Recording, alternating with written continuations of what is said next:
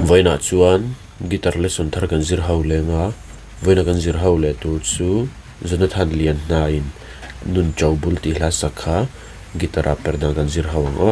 hela hi original nen karon play na chuan kepo hi first fret a karon vua do na kepo nei lo pot tu na G karon sei hmang hian in play thei hai chido ni G kan langa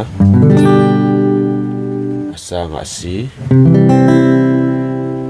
atiama D minor E minor A minor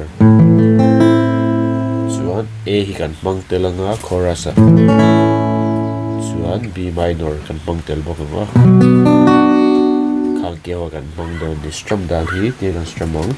down down down down ti khana down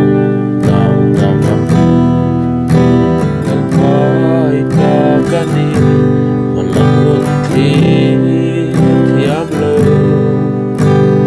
thir thui thei lo ta chu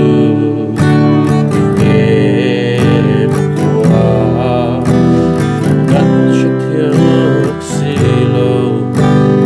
kun le po lal pa nangin iro dikhagan strum ang down down down down khatia strum khani mai chuan a hlameli karon play lenga uluk de lo ngai thale cheu do ni